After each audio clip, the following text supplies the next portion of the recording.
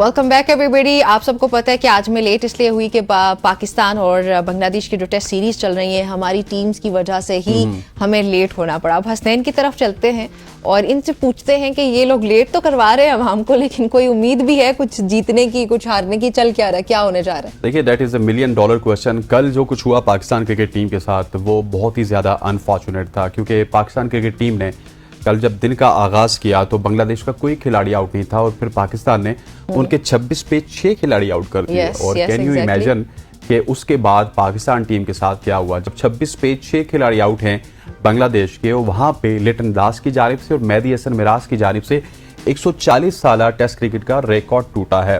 और ये 7वीं विकेट की शराकतदारी थी, जो कि 150 रन की शराकतदारी। इससे पहले भी 7वीं विकेट के ऊपर पार्टनरशिप तो जरूर हुई, लेकिन 30 रन से कम कोई भी टीम अगर 6 खिलाड़ी इसके आउट हुए हैं तो मैं समझता हूँ कि वहां पे उनकी शराकतदारी हुई और उसके बाद ये रिकॉर्ड भी बना। फिर हमने देखा कि एक लम्हा ऐसा आया निमरा जहां पे मेहदी हसन मिराज आउट हो गए और वहां पे लगा कि 100 रन की या 90 रन की पाकिस्तान लीड करेगा। और उसके बाद पाकिस्तान बांग्लादेश को जब आगाज करेगा तो पाकिस्तान के पास 80-90 रन की लीड होगी। लेकिन अनफॉर्चुनेटली मुझे ये कहना पड़ रहा है कि मेहदी हसन मिराज को आउट करने के बाद भी शान मसूद, जिनकी कप्तानी के हवाले से मैं बड़ा पुरुमीद था कि जब भी उनको ऑस्ट्रेलिया में देखा है तो वो बड़े हमें एग्रेसिव कप्तानी करते हुए नजर आए, लेकिन वन डायमेंशनल कप्तानी शान मसूद की जानिब से देखने को मिली। अगर कहा जाए कि उनके फास्ट बॉलर्स एक ही जगह पे ऑपरेट करते रहे, ना उनका एंड चेंज किया गया, फिर ना वो राउंड द विकेट आते थे। अगर वो राउंड द विकेट आते थे तो उनको अगर ये कहा जाए कि आप शॉर्ट पे डिलीवरीज फेंकें या फिर बाउंसर करवाए जाएं, जो कि टेल है, वो उसको बाउंसर एग्जीक्यूट करने में नाकाम रहे। और फिर एक बहुत बड़ा सवालिया निशान है अबरार अहमद के ऊपर। ठीक है, अबरार को विकेट नहीं मिली, हम सारे मानते हैं कि वो साल बाद या सवा साल बाद पाकिस्तान क्रिकेट टीम में आ रहे हैं, लेकिन अबरार की जो बॉडी लैंग्वेज थी ना, उस बॉडी लैंग्वेज से भी मुझे ये लगा कि वो विकेट लेने के मतलब मूड में भी नहीं है। ठीक है, आपको अगर एक एंड पे विकेट नहीं मिल रही निमरा, तो क्रिकेट में बहुत सारे आप ऐसी चीजें मिल जाना भी तो जरूरी नहीं है ना, वो नहीं भी मिलती, वही वाली बात है, बॉडी लैंग्वेज से आपको पता चलना चाहिए कि यू आर परफॉर्मिंग। जब आप लिटन दास आपसे नहीं आउट हो रहे, मेहदी हसन नहीं आउट हो रहे, इवन हसन महमूद आपसे नहीं आउट हो रहे, तो आपको राउंड द विकेट आ जाना चाहिए था। राउंड द विकेट आके स्ट्रेटेजी बदलाई जाती है। जिस तरह रिजवान आउट हुए मेहदी हसन मिराज की गेंद पे स्वीप खेलते हुए, आप इस तरह उनको भी आउट कर सकते थे। लेकिन अनफॉर्चुनेट ये है कि ना अबरार की जानिब से ना ही शान मसूद की जानिब से हमें कोई प्लान एग्जीक्यूट होता हुआ नजर आया। ठीक है, अबरार को अगर नहीं पता, वो साल बाद कम बैक कर रहे हैं, तो as a captain Shan Masood को उनके पास जाना चाहिए था। देखिए, ये कोई आर्ग्यूमेंट नहीं है। जब आपके पास आपको एक कोई जगह पे डेजिग्नेट किया जाता है, इसका मतलब है कि आप उसको डिजर्व करते हैं। आप उस जगह पे फिर बैठे ही नहीं अगर आपको लगता है कि आप नहीं कर सकते। अगर आपके अंदर सलाहियत नहीं है तो हमारे यहाँ ये ग्रेस शो नहीं की जाती है ना। अगर आपको ये आर्ग्यूमेंट देना पड़े कि भाई मैं 1 साल के बाद आ रहा हूँ, ये 10 साल के बाद आ रहा हूँ, इसलिए मुझे थोड़ा टाइम दे। हर ओहदे पे हम हमेशा यही करते आ रहे हैं। सियासतदान आते हैं तो वो आके हमें ये लेक्चर देना शुरू कर देते हैं, अभी हमारी हुकूमत को बड़ा कम टाइम है, हमें टाइम दे। भाई फिर आके बैठे क्यों हैं आप जब आप कर नहीं सकते हैं? तो बिल्कुल ऐसे ही बैठे क्यों जब आप कर नहीं सकते। और निमरा ने सही बात है कि आज चौथा दिन है, आप देखते हैं कि आज के दिन में क्या कुछ होगा, क्या होता है। और आगे चलते हैं और पंजाब यूनिवर्सिटीज के हवाले से बात करते हैं। पंजाब की यूनिवर्सिटीज में वाइस चांसलर्स की तैनाती के उम्मीदवारों की जानिब से वजीर तालीम को रिश्वत की पेशकश के इल्जामात पर एकेडमिक स्टाफ एसोसिएशन ने हंगामी इजलास तलब किया है।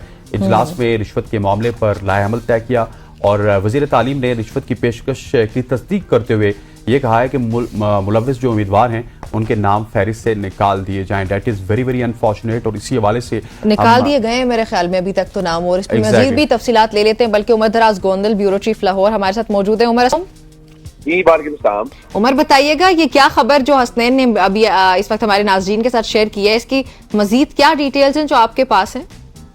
जी, ये बड़ा अहम किस्म का मामला हुआ है पंजाब के अंदर। पिछले कोई 2 साल से पंजाब के अंदर मुख्तलिफ ऐसी यूनिवर्सिटीज है जहाँ पे वाइस चांसलर नहीं है। वाइस चांसलर से मुराद ये है कि परमानेंट नहीं है, इंटरिम बुनियाद के ऊपर 3-3 महीने का चार्ज लेके जिम्मेदारियां उनको दी जा रही थी, जिसमें तमाम बड़ी यूनिवर्सिटीज शामिल है, जिसमें गवर्नमेंट कॉलेज है, पंजाब यूनिवर्सिटी है, Lahore college for women university है, उसके अलावा पंजाब की दीगर जामियात के अंदर ये सिलसिला था। अब हुआ ये कि गवर्नमेंट ने कहा कि इवन हमने भी एक बार उनके सामने इशू रेज किया कि सिर्फ यूनिवर्सिटीज नहीं बल्कि कॉलेजेस के जो फुल टाइम प्रिंसिपल्स हैं वो अपने तयनात नहीं किए हुए। तो इस मामले को टेकअप किया गया, जिसके बाद ये फैसला किया गया कि हम वाइस चांसलर जो है मुस्तकिल तौर पर तयनात करते हैं। तो उसका एक प्रोसेस होता है कि आप सर्च कमेटी बनाते हैं और सर्च कमेटी इंटरव्यूज करती है। इंटरव्यूज करने के बाद जो समरी है वो हायर एजुकेशन डिपार्टमेंट या हायर एजुकेशन कमीशन विफाक का इधर पंजाब में हायर एजुकेशन डिपार्टमेंट है, वो समरी वजीर आला ऑफिस को भेजनी होती है। अब इस दौरान 600 उम्मीदवार आए, मजमूई तौर पे पंजाब में 25 यूनिवर्सिटीज जिनके वाइस चांसलर तैनात होने हैं, लेकिन उसमें भी उन्होंने क्या किया, उन्होंने फैसला ये किया कि हम इसको 2 मराहिल में कर लेते हैं। यानी पहले मरहले के अंदर 14 वीसीज जो है मुख्तलिफ यूनिवर्सिटीज के उनके हैं और उसके बाद 11 के स्टेप ऊपर चले जाएंगे, तो टोटल 25 यूनिवर्सिटीज जिन्हें परमानेंट वाइस चांसलर के लिए जाना था। अच्छा। अब इसमें 2 काम हुए। नंबर 1 काम ये हुआ कि वो जो प्रोफेसर हैं जो वाइस चांसलर बनना चाहते हैं, उन्होंने लॉबिंग की। लॉबिंग इस तरीके से की कि अपने तौर पे अब पंजाब का जो एजुकेशन मिनिस्टर है, अगर वो ये कहे कि उसके ड्राइवर को करोड़ों रुपए के बैग दिए गए हैं या उस तक पहुंचाए गए हैं, तो इसके बाद कोई खबर रहती नहीं, क्योंकि आमतौर पर होता ही है कि वैसी खबर आए तो हम गवर्नमेंट से पूछते हैं, तो वो भी तस्दीक या तरदीद नहीं करते या खामोशी इख्तियार कर ली जाती है। अब ये हुकूमत खुद कह रही है कि उनसे हुकूमती शख्सियात से बाज़ाब्ता तौर पे राब्ता किया गया और उनके ड्राइवर को बाकायदा रकम दी गई और वो मरी में थे, और इस दौरान वो जो मौसूफ थे या जो उम्मीदवार थे वो मरी पहुंचे। उसके अलावा जो सर्च कमेटी के दीगर अरकान हैं उनको भी रकम ऑफर की गई है कि आप ये पैसे वैसे ले लें और हमें उसके लिए फेवरेट कर दें या हमें शॉर्ट लिस्ट कर दें, सारा कुछ है। लेकिन असल एक तो ये बात हो गई कि उन्होंने खुद जाहिर है कि पैसे ऑफर किए और उसके ऊपर फिर जो प्रोफेसर हैं दीगर यूनिवर्सिटीज के अंदर, उनकी जानिब से एक रिएक्शन भी आया। जो एकेडमिक स्टाफ एसोसिएशन का आप लोग जिक्र कर रहे थे, उसी तरह से उन्होंने प्रेस कॉन्फ्रेंस भी लाहौर प्रेस क्लब के अंदर की और उनका जी आप एक नाम लेके आए जिन्होंने आपको पैसे ऑफर किए हैं और उन लोगों को फौरी तौर पे उस लिस्ट से निकाल दें ताकि उनका नाम नहीं जाना चाहिए कि वो इदारों को सरबराही करें या चांसलरशिप के ऊपर जाए।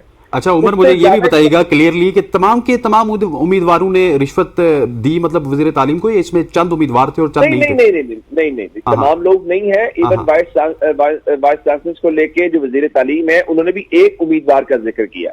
अच्छा, उन्होंने अपने से मुतल्लिक किया और बाकी उन्होंने ये कहा है कि जो बाकी सर्च कमेटी है, क्योंकि सर्च कमेटी में मुख्तलिफ लोग शामिल होते हैं, उनको ऑफर्स की गई है, हो सकता है उनको किसी और कैंडिडेट ने कर दी हो। तो मतलब यह है कि ये मामला हुआ है, लेकिन इससे ज्यादा और दिलचस्प वाकया है जो शायद मीडिया रिपोर्ट नहीं कर रहा है, जिसकी तस्दीक नहीं हो रही। एक जानिब प्रोफेसर साहिबान जो है उनमें से कुछ लोगों ने, अब हमें ये भी समझना कि सबको हमने इस तरह सिलान में नहीं रखना, ये भी जाती होगी। अब उसमें से इवन प्रोफेसर के साथ भी स्कैम हुआ है।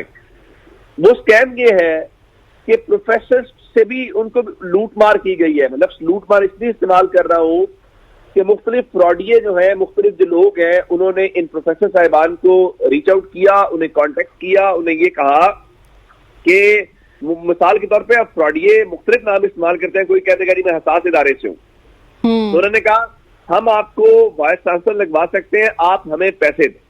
उस दौरान हुआ ये है कि जनाब मुल्तान से लेके लाहौर तक मुख्तलिफ जो प्रोफेसर साहिबान हैं उनसे पैसे लिए गए हैं, करोड़ों रुपए लिए गए हैं, लेकिन जो लेने वाले थे उनका ताल्लुक किसी इदारे से भी नहीं था, कहीं से नहीं था, वो नौसरबाज से उन्होंने पैसे लिए। तो उन नौसरबाजों की निशानदेही नहीं हो पाई अभी तक उमर?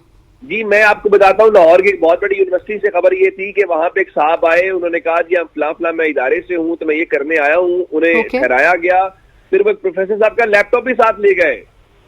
तो अब मसला ये है कि कोई शिकायत और रिकॉर्ड नहीं है। इवन वो जो साहिबान है वो रिपोर्ट दर्ज करवाने से भी अवॉइड कर रहे हैं। कैसे वो रिपोर्ट दर्ज करवाएं कि हमने कोशिश की या हम लुट गए या हमसे पैसे लिए गए या हमारा लैपटॉप गायब हुआ? वो रिपोर्ट भी नहीं कर सकते कि हमने रिश्वत दी है। जी वो रिपोर्ट भी नहीं कर सकते, लेकिन ये उनके साथ ये एक दूसरा वाकया भी हुआ जो मैंने आपको बताया कि उनसे भी पैसे वैसे लिए गए या उनसे भी नौसरबाजी की गई है। अच्छा ठीक है, तो ये जो इजलास बुलाया गया हंगामी सूरत हाल पर, इसकी क्या मजीद तफसीलात है उमर? जी उन्होंने लाहौर प्रेस क्लब के अंदर भी उन्होंने प्रेस कॉन्फ्रेंस की। उनकी डिमांड ये थी कि एक तो सियासी बुनियाद पे तयनातियां नहीं होनी चाहिए, मेरिट पे तयनातियां करें। ये कौम के मुस्तकबिल का, बच्चों के मुस्तकबिल का सवाल है।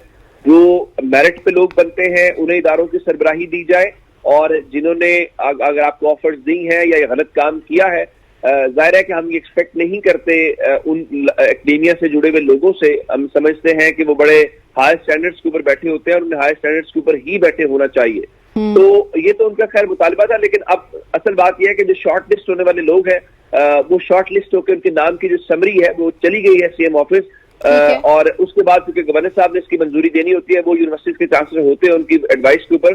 तो ये अब आइंदा चंद दिनों के अंदर जो प्रोसेस है पंजाब यूनिवर्सिटी समेत government college, Lahore college for women university और जो दीगर है वहां मुकम्मल हो जाएगा। और 2 साल के तकरीबन अरसे के बाद पंजाब में जो यूनिवर्सिटीज है उनके चांसलर मुस्तकिल बुनियादों पर तैनात हो जाएंगे। ठीक हो गया, चलिए, थैंक यू ठीक वेरी हो मच। उमर दराज गोंदल, ब्यूरो चीफ लाहौर हमारे साथ मौजूद थे, जो कि एक मामला है, आम मामला है, जब उसके हवाले से बात कर रहे थे कि जब आपके टीचर्स ही, आपके असातिज़ा ही, आपके प्रोफेसर्स ही रिश्वत दे के एक सीट Appoint हो लेंगे रहे हैं। तो फिर उस मुआशरे का क्या हाल होगा। ख़वातीन औज़ात, यहाँ पर वक्त हुआ चाहता है एक शॉर्ट सी कमर्शियल ब्रेक का ब्रेक लेते हैं, वापस आते हैं, स्टे विद अस।